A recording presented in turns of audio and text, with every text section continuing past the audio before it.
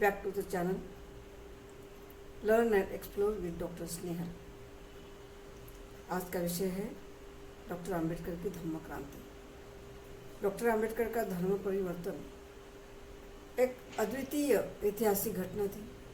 5 लाख लोगों के साथ उन्होंने 14 अक्टूबर 1956 को नागपुर में हिंदू धर्म का परित्याग किया और बुद्ध धर्म का स्वीकार किया था। आधुनिक भारत में बुद्ध धर्म को पुनः प्रतिष्ठित करने वाले डॉक्टर बाबा साहेब आम्बेडकर ने अपना समस्त जीवन पिछड़ी जातियों के उत्थान में समर्पित किया। पहले उन्नति या पहले धर्म परिवर्तन, यह प्रश्न निर्माण। तो इस प्रश्न का उत्तर पहले धर्म परिवर्तन यही होगा, क्योंकि हिंदू समाज में प्रचलित जाति प्रथा और कुछ लोगों को अछूतवान उनके साथ गुलामों से भी बदतर सलूक किया जाता था। जब तक अस्पृश्यता का कलंक हो तब तक आर्थिक उन्नति संभव ही नहीं थी। अस्पृश्यता की वजह से हमारी योग्यता के अनुरूप हमें जो फल मिलने चाहिए थे वह नहीं मिल पाते थे, और हमें सामाजिक पहचान चाहिए थी जो धम्म डॉक्टर आम्बेडकर द्वारा स्वीकार करने और हमें दीक्षा देने से ही मुमकिन थी। इसलिए डॉक्टर आम्बेडकर ने धर्म परिवर्तन को प्राथमिकता दी। इस धम्म क्रांति का समाज पर बहुत अच्छा प्रभाव पड़ा है। इससे समाज में बहुत बड़ा परिवर्तन हुआ है। धम्म क्रांति एवं धम्म का प्रचार और प्रसार। डॉक्टर आम्बेडकर के काल में बुद्ध धम्म का प्रचार और प्रसार हुआ। उसके पहले बुद्ध और सम्राट अशोक के काल में धम्म का प्रचार और प्रसार हुआ। वैशाख पूर्णिमा के दिन रात्रि के अंतिम याम में सिद्धार्थ गौतम को जब संबोधि प्राप्त हुई और वे बुद्ध बने, यहीं पर उन्होंने धम्म के प्रचार का संकल्प किया और कहा कि रट्ठा रट्ठ विचरिस सावके विनय पुत्र, अर्थात अब मैं बहुत से शिष्यों को विनीत करते हुए एक राष्ट्र से दूसरे राष्ट्र जाऊंगा। यह प्रधान सूत्र सुत्त निपात के प्रधान सूत्र में बौद्ध साहित्य में सारनाथ का प्राचीन नाम ऋषिपतन या मृगदाय मिलता है। बुद्ध ने आषाढ़ी पूर्णिमा के दिन ही यही धम्म चक्र प्रवर्तित किया था। इस प्रकार सारनाथ में ही धम्म और संघ की स्थापना हुई। बुद्ध ने 45 वर्ष तक अपने धम्म का प्रचार और प्रसार किया। बुद्ध धम्म के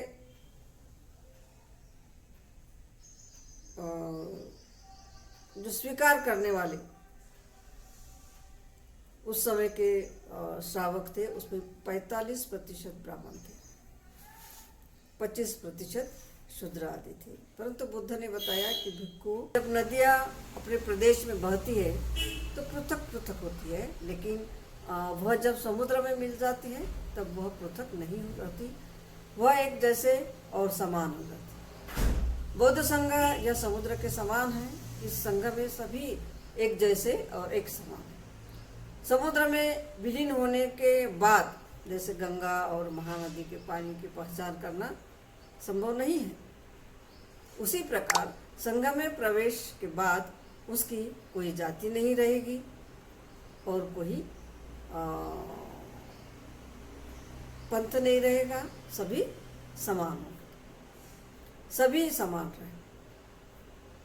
इस प्रकार समता का सिद्धांत बताने वाले केवल एक ही महापुरुष, और वह महापुरुष है तथागत बुद्ध। केवल बुद्ध धम्म में उन्नति हो सकती है। इस बात को डॉक्टर आम्बेडकर ने भी अपने अध्ययन के द्वारा अच्छी तरह से समझा था। बुद्ध दीपक के समान है।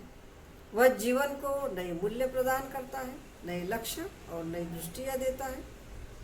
इसीलिए कहा गया है कि बुद्धों का उत्पन्न होना सुखकारी है। सुखो बुद्धानुपादो। सम्राट अशोक के काल में देखते हैं तो सम्राट अशोक के काल में भी बुद्ध धर्म का प्रचार और प्रसार बड़े पैमाने पर हुआ था। सम्राट अशोक के काल में बुद्ध धर्म का प्रचार और प्रसार हुआ था। सम्राट अशोक का बुद्ध धर्म के प्रचार और प्रसार में महत्वपूर्ण योगदान रहा। उसके बाद के काल में धम्म का ह्रास हुआ।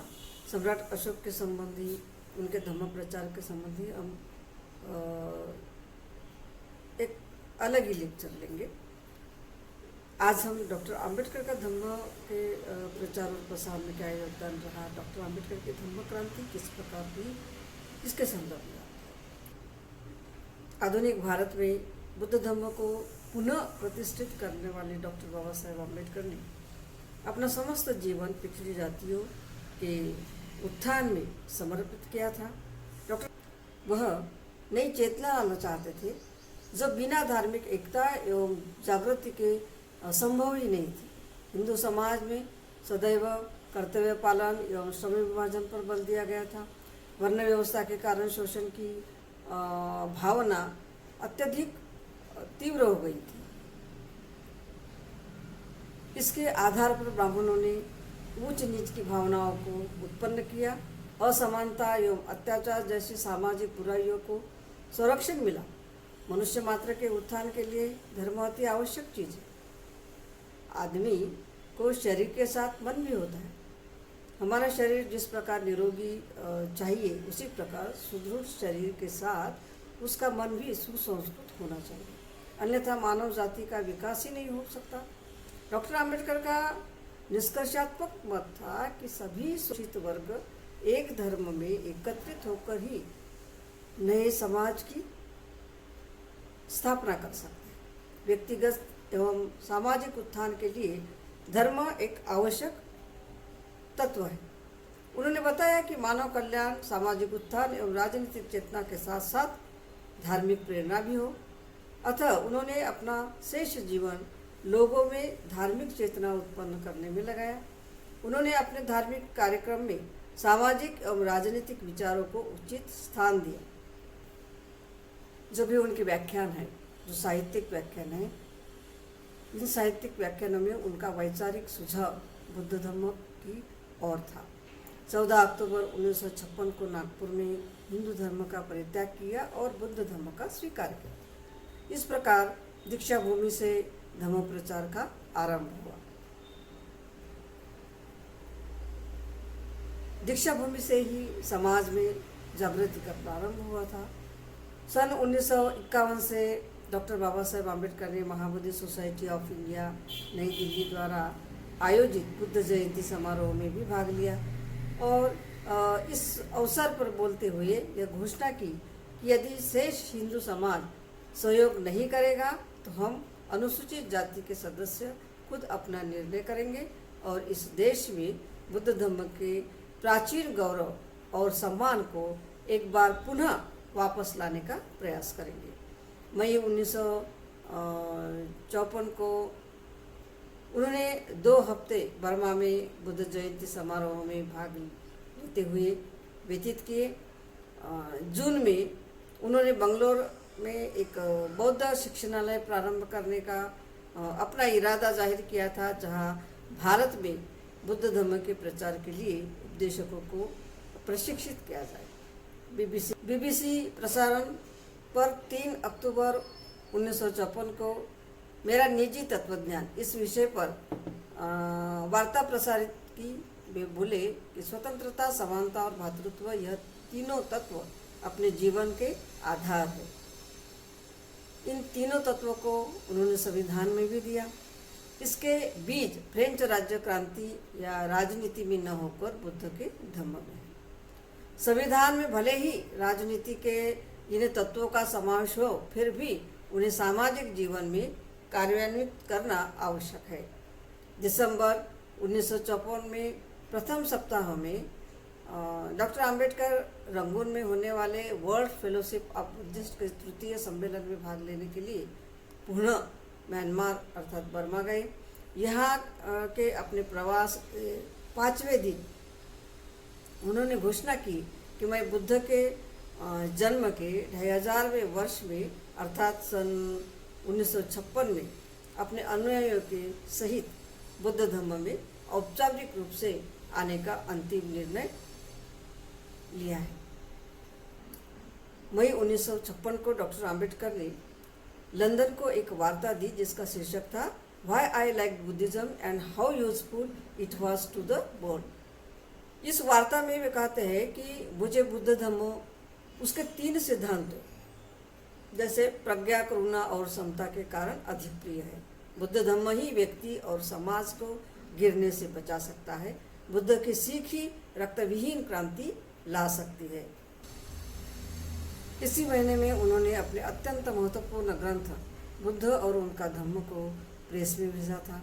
24 मई 1956 को 2500वें बुद्ध जयंती दिवस को बॉम्बे के नारे पार्क में एक सार्वजनिक सभा में उन्होंने घोषणा की कि वे अक्टूबर में बुद्ध धम्म ग्रहण करेंगे। बाबा साहब डॉक्टर आम्बेडकर ने कहा,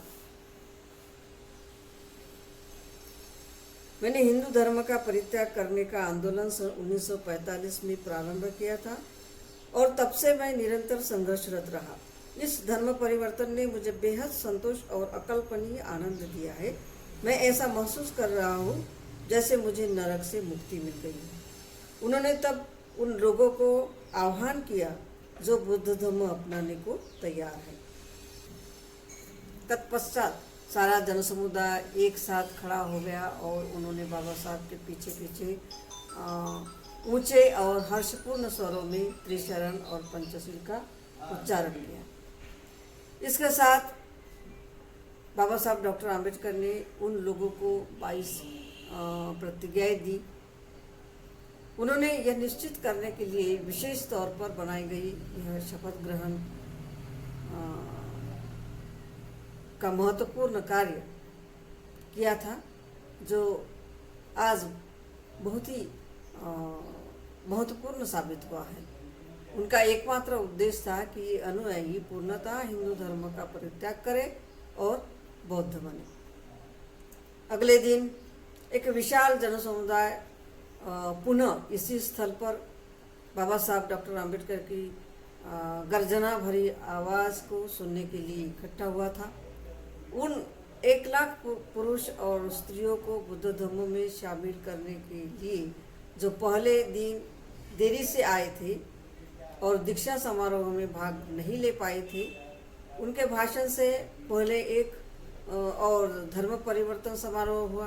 तत्पश्चात अपने 3 घंटे लंबे भाषण में डॉक्टर आम्बेडकर ने दलित लोगों के सदियों से चले आ रहे कष्टों के इतिहास, उनके कष्टों के निवारण के लिए अपने जीवन पर्यंत के संघर्ष और उन्होंने सभी धर्मों में बुद्ध धम्म को ही क्यों चुना, इन सभी विषयों पर विस्तृत चर्चा की थी। इस बात का कारण देते हुए कि उन्होंने नागपुर शहर को महान धर्म परिवर्तन समारोह के लिए क्यों चुना। जिन्होंने भारत में बुद्ध धम्म का इतिहास पढ़ा भली भांति जानते हैं कि जिन लोगों ने बुद्ध के धम्म के प्रचार के लिए प्रारंभ में कार्य किया वे नाग लोग थे। नाग लोगों ने ही पूरे विश्व में बुद्ध के धम्म को फैलाया। ये लोग मुख्यतः नागपुर के मूल निवासी थे। इस नगर की मिट्टी से एक नाग नामक नदी भी बहती थी। ऐसा प्रतीत होता है कि नाग लोग इस नदी के तट पर रहते थे। इस महान अवसर के लिए नागपुर को चुनने का यह मुख्य कारण है। इस प्रकार डॉक्टर आम्बेडकर ने नागपुर को क्यों चुना, इसके संदर्भ में जानकारी दी। हिंदू धर्म ने पिछड़े हुए लोगों के उत्साह पर पानी फेर दिया है, इसीलिए मैंने अपने धर्म को बदलना आवश्यक समझा और बुद्ध धम्म ग्रहण किया। इस प्रकार उन्होंने हिंदू धर्म को छोड़ दिया। इसका महत्वपूर्ण कारण यह था कि हिंदू समाज चातुर्वर्ण्य पर आधारित है, जो असमानता का ही दूसरा नाम है। इस धर्म में जो दबे कुचले लोग थे, इन लोगों के लिए गुलामी और दासता के सिवा कुछ नहीं। इसी में पड़ा रहने से हमारा कुछ भी भला नहीं होगा। इस बात को डॉक्टर आम्बेडकर अच्छी तरह से जानते थे। उन्होंने कई धर्मों का अध्ययन किया था। हमारी मुक्ति केवल बुद्ध के धम्म में ही थी, जो समानता और विश्व बंधुत्व पर आधारित है।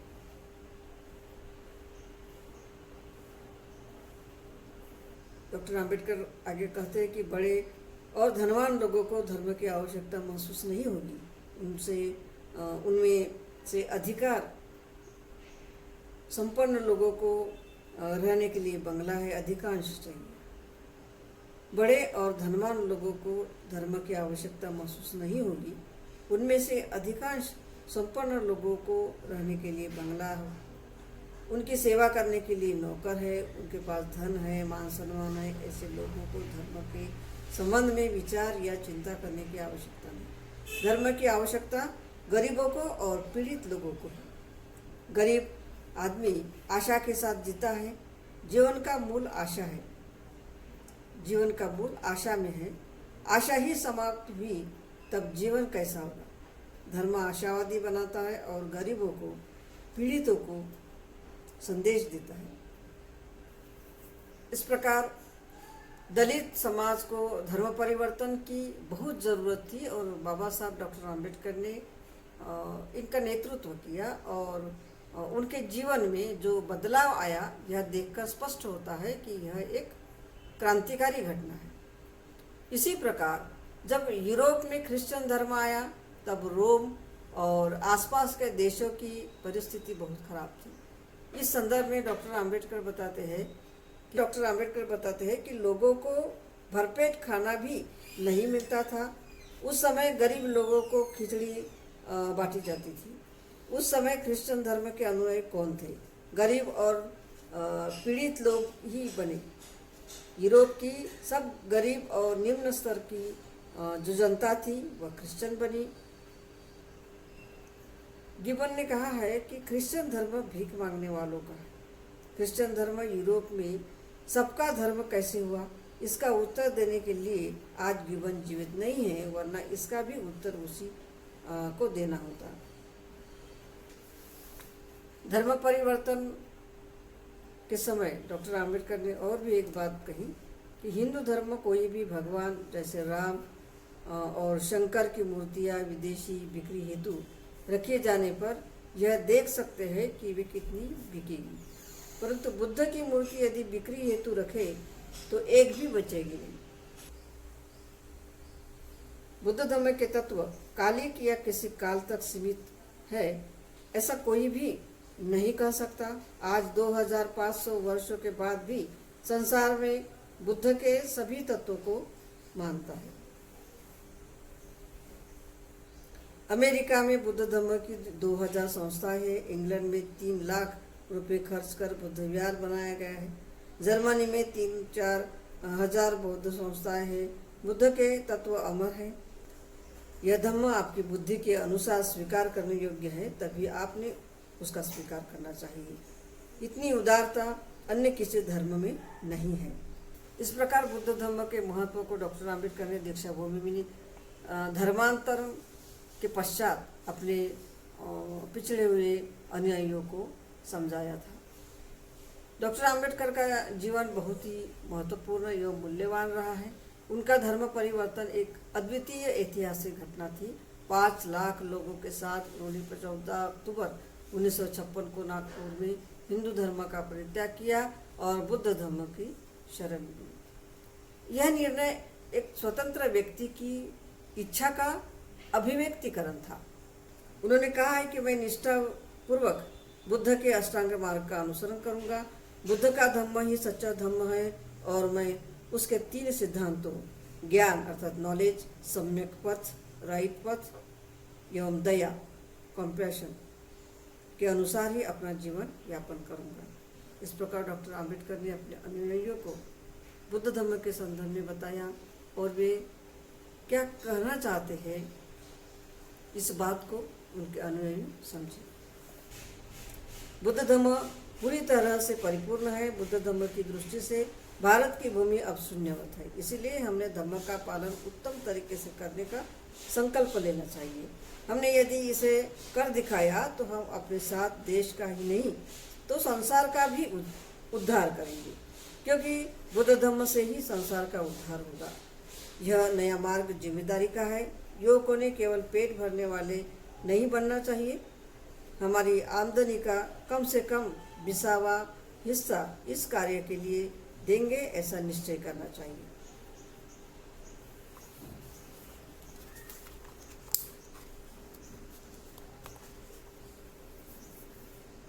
इस प्रकार उन्होंने अपने अनुयायियों को सरल मराठी भाषा में ऐसी अनेकों बातें समझाकर बताई थी। धर्म प्रचार और प्रसार के लिए आवश्यक बातों को समझाते हुए बुद्ध धर्म की महानता का वर्णन भी किया था। तथागत गौतम बुद्ध ने कुछ व्यक्तियों को दीक्षा दी और उन्हें इस धर्म का प्रचार करो ऐसा आदेश दिया। भोजन हिताय भोजन सुखाय लोकानुकंपाय, धम्म आदि कल्याण, मध्य कल्याण, पर्यावसान कल्याण। उस वक्त की परिस्थिति के अनुसार तथागत बुद्ध ने अपने धम्म के प्रचार प्रसार का मार्ग तैयार किया था। बाबा साहब डॉक्टर आम्बेडकर ने अपने लोगों को समझाया था कि अब हमें ही धम्म प्रचार की यंत्रणा निर्माण करनी होगी। इसलिए इस कार्यक्रम के बाद हर किसी को दीक्षा देनी है। हर कोई बौद्ध व्यक्ति को दीक्षा देने का अधिकार रखता है। 15 अक्टूबर 1956 को धम्मचक्र प्रवर्तन का कार्य बाबा साहब के मार्गदर्शन और नई विचारधारा के साथ बड़ी उत्साह से संपन्न हुआ था।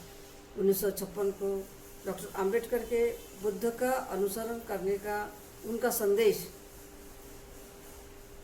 अपनी जनता में भली भांति ग्रहण किया है, ऐसा उनको एक प्रकार विश्वास हुआ था। इस प्रकार हमारे पूर्वजों की पहचान बनी और वे बौद्ध कहलाए। धम्मचक्र प्रवर्तन दिन से लेकर आज तक हम देखते हैं कि यह दिन बौद्ध समुदाय के लिए त्योहार का दिन है, जो बौद्ध संस्कृति में बहुत ही महत्वपूर्ण है। धम्म क्रांति का समाज पर किस प्रकार प्रभाव रहा, तो हम देखते हैं कि हमारा समाज जो इतिहास में इसके पहले बौद्ध कहलाता था, बाद में उसे वर्ण व्यवस्था ने अस्पृश्य करके घोषित किया। इस भारत में युगों से इस पिछड़े हुए समुदाय को दास्ता का शिकार बनाया हुआ था।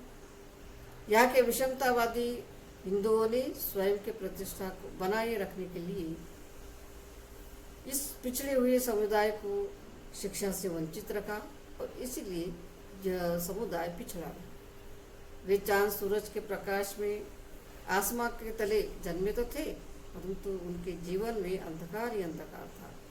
उन्हें न कोई अधिकार था और न कोई सम्मान था। डॉक्टर आम्बेडकर के समाज जागृति से ही उनमें सर ऊंचा कर जीने की तमन्ना उमड़ कर सामने आई। वे सम्मान से जीने के लिए सामने आए। अन्य कोई भी बात से मनुष्य का स्वसम्मान ज़्यादा महत्वपूर्ण होता है। बाबा साहब डॉक्टर आम्बेडकर का मानना था कि हमारा संघर्ष यह सम्मान अथवा स्वसम्मान के लिए होना चाहिए, न केवल अपने आर्थिक प्रगति के लिए। हमारे आने वाली पीढ़ियों के उत्थान के लिए बाबा साहब डॉक्टर आम्बेडकर की विचारधारा को अपनाकर संपूर्ण जीवन सुखमय और सफल बनाएंगे, इस प्रकार की प्रतिज्ञा ली गई। इस प्रकार का संकल्प बौद्ध जनता हर वर्ष करती है और अपने अपने गांव में छोटे छोटे बुद्ध विहारों का निर्माण करती हुई दिखाई देती है। बौद्ध जनता आज भी देखिए बाबा साहब डॉक्टर आम्बेडकर की प्रेरणा लेते हुए दिखाई देती है।